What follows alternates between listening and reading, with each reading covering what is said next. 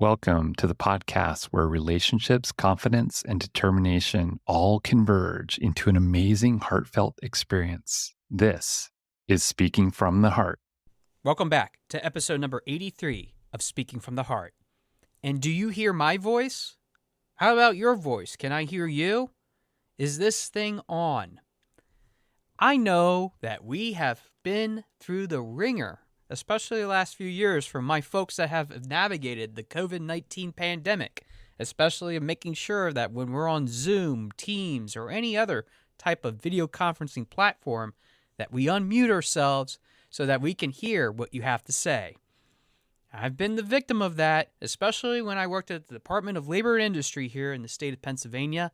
I had to run meetings, not only with my staff, but also with blind people as well. They're not going to tell me if I'm on mute. If they don't hear anything for a little bit, then they'll tell me that I need to unmute my microphone. But that same sort of premise is sometimes what we are often doing by shutting off our own internal microphone by not being able to be heard, especially at the table when it comes to not only our opinions, but also what we have to contribute. Today's episode is for all those people out there that are dealing with silence and not hearing anything at all. Now, every time that I run my show, especially when it comes to recording, I always have to make sure that I do a microphone check because I don't want it to pick up from my computer microphone, and I want to make sure that it's being listened to through my actual podcast microphone, which is a completely separate device. I love using my podcast microphone for a variety of different reasons. It picks up the volume a lot more clearer and crisper, and everything that I have to say, I don't have to yell it so loudly that it picks up the whole entire room. And it's only picking up what I have directly in front of my face every single time. But yet we don't have that opportunity, especially when we're talking to others about the things that we have in our minds. Even if we're right there in front of their face, especially dealing with the simple facts that we have to present, there are a lot of difficult things that we have to be able to address in order to not only be equitably represented, but also be considered in a fair manner without being compromised. Now, we've talked about this on some earlier episodes in which I've mentioned the book, Crucial Conversations for Mastering Dialogue. It's a program that I've been certified in, and I'm so excited to be offering as part of my business offerings. But even with all that said, Crucial Conversations for Mastering Dialogue, which is a book that's written by various authors, including Joseph Grenny, talks about the importance of never being able to compromise.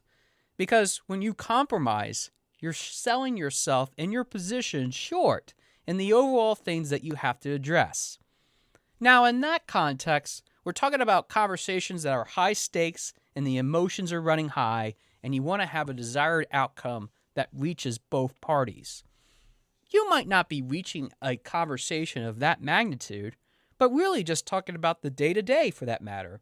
The things that we often have to address in a fair manner in order for us to understand and appreciate not just what we have to say, but also having the confidence and the ability to be successful in life, knowing that what we have on our minds and also in our hearts can be shared.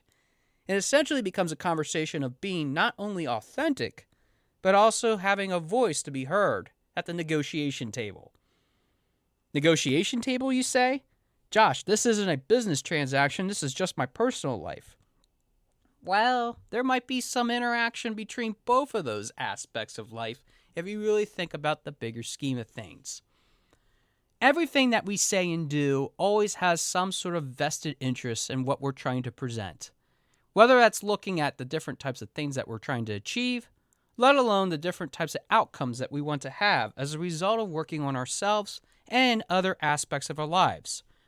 It's really about understanding what we can do to break through and create those best versions of the situations that we want to have. Now, it doesn't mean that you have to be really loud and boisterous, which we've talked about volume in one of my episodes, particularly about public speaking, let alone just in life in general.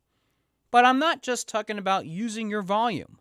I'm talking about utilizing the ability for you to not only work through the different types of conversations that you need to have, But knowing the person and understanding your audience, which is something that I even teach to my public speaking clients, makes such an important consideration into your overall development of your messaging, especially when you're trying to convince somebody or persuade someone on a particular type of viewpoint that you have.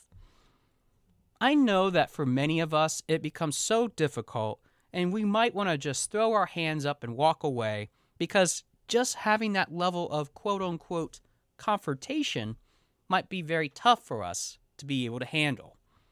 But it's not just about confrontation, and it doesn't have to be viewed as confrontation for that matter, especially if you think about the fact that it isn't what it's all cracked up to be when it comes to just talking to someone. As a human being, I know that we often work so hard on trying to impress somebody, and we usually go above and beyond to be able to provide that attitude, that perception, that belief that we really have it all together. And we might not. It might be a ploy for us to just be able to say to someone, yeah, I do have everything that I need.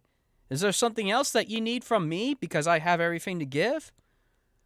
I think that we have this sort of mantra sometimes because we are working on not just the things that we want to have or the things that we say that we're going to do, but sometimes it's just hard enough to be able to work through what kind of viewpoint that we have because we're so intimidated by what that person has and what they are.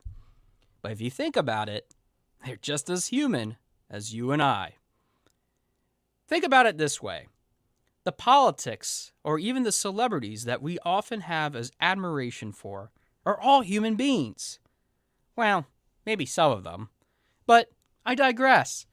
A lot of them are human beings. We have to think about it in that context that they make mistakes. They also have problems of their own, and maybe we don't see them on the day-to-day, but trust me, they do. Whether it's financial, whether it's with relationships, whether it's for professional reasons, regardless of what that reason is, we all have problems. And it's okay to talk about it in a human relational aspect. Because, let's face it, if we don't talk about it, we're never going to make progress on it. That's why we have the whole industry of coaching. Now, some coaches are good, while other coaches not so good.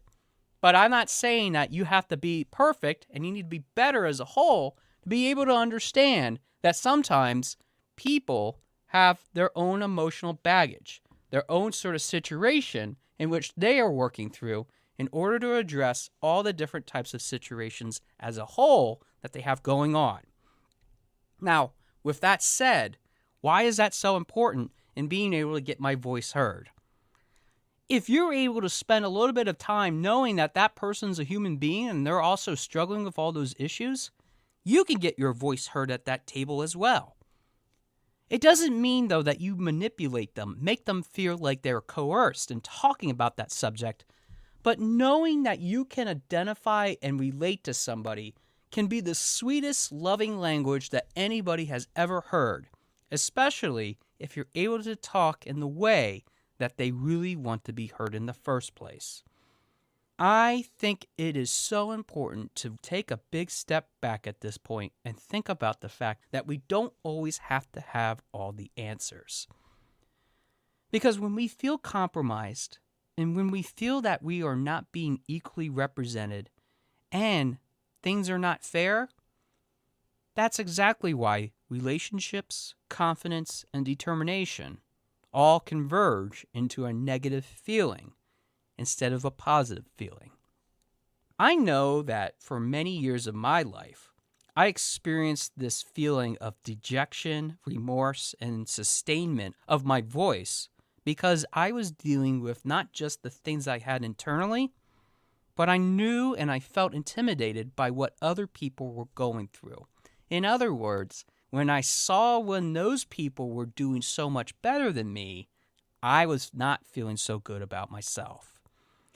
Not only did that lead into my shyness taking over, but it also led into my internal dialogue about not being good enough. I would say that even contributed to the biggest problems that I had, even leading up to my suicide attempt back in February 2020, that led me into a very difficult path. But yet, at the same time, redeemed myself in so many different ways. I know that you might be struggling with just being heard, and it's okay to not be heard sometimes because maybe that voice, especially saying something, could actually create more negative consequences if you did say something. But it doesn't give anybody an excuse to make you or make others feel like they don't have anything worth saying.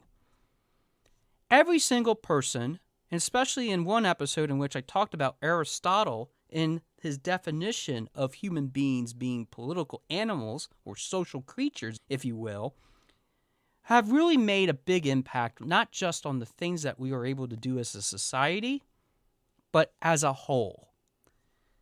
We have an important voice that we need to be heard, whether it's at a negotiation table or not.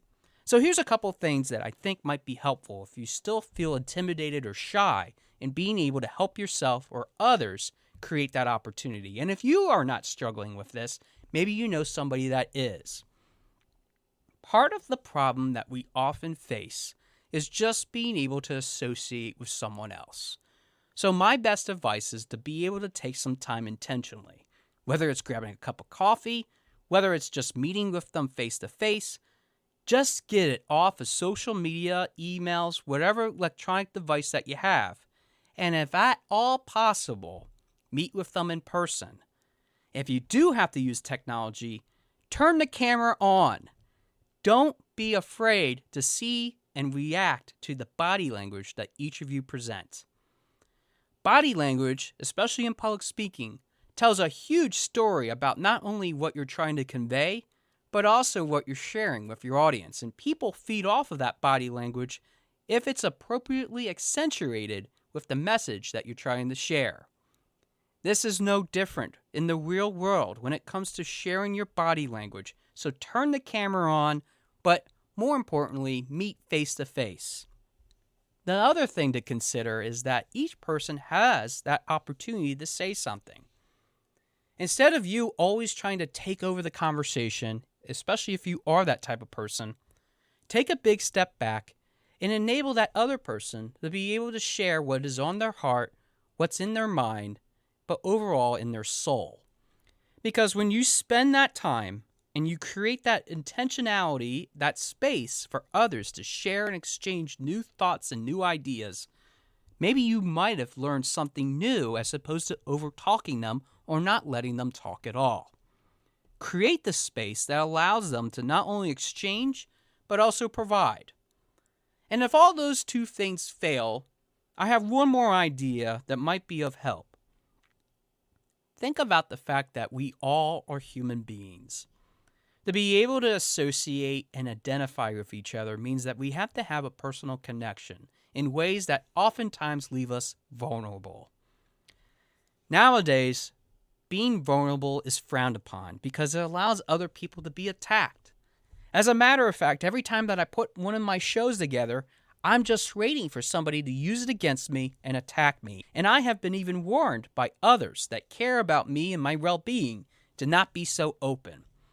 But if I wasn't as open as I am, especially on Speaking from the Heart, I would not be living up to the promise that I've made to all of you since episode number 1, What is on Your Heart? Because we need to be vulnerable in this conversation that we're having in order to create not just the best versions of ourselves, but also in the opportunities that we can present to each other. So if there's anything else that you could do to help open that conversation up, be a little bit vulnerable. Be open to the fact that you have fallacies, faults, and concerns of your own. And maybe sharing that with that other person will spark a whole new type of conversation. Now, these 3 things might not always work, and I'm not saying that you have to use all 3 of what I've presented today.